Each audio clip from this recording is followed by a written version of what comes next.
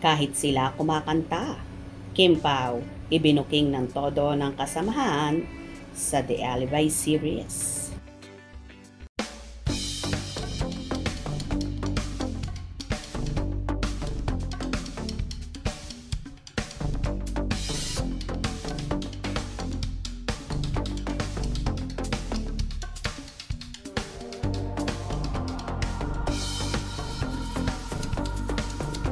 Mukhang hindi pa humuhupa ang pinagdadaanan ni Kim Chiu na hanggang ngayon ay hindi pa nabibigyan ng linaw kung may kaugnayan ba ito sa di umano'y away sa kanilang magkakapatid, gaya ng espekulasyon ng ilang fans.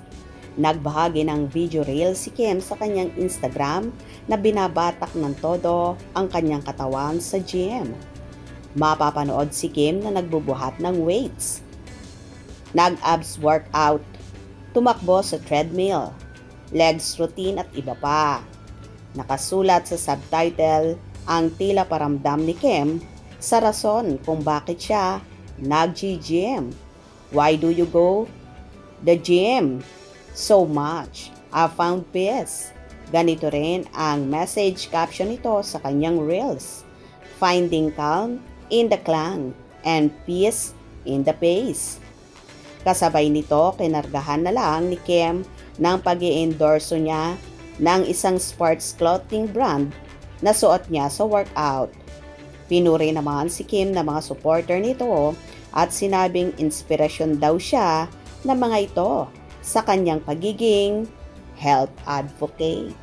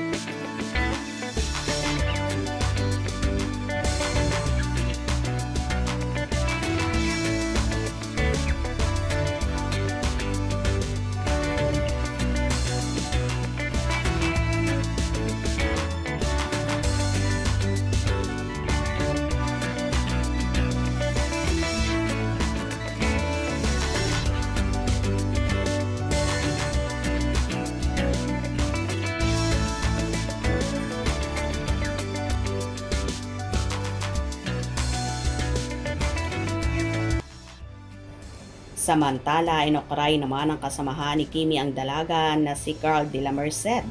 Sinong kasama mo? Sinasabi ko sa'yo, huwag kang mag-isa sa gym. I miss you and kuya. See you soon. Na tila inaalas ka si Kimi. Kunyari hindi alam kung may kasama or wala.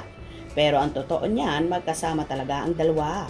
Palagi sa gym. Kaya panatag ang buong Kim Pauladia na palaging nasa tabi ng aktres ang nobyong si Paolo Abilino at hindi nga pinapabayaan ang dalaga.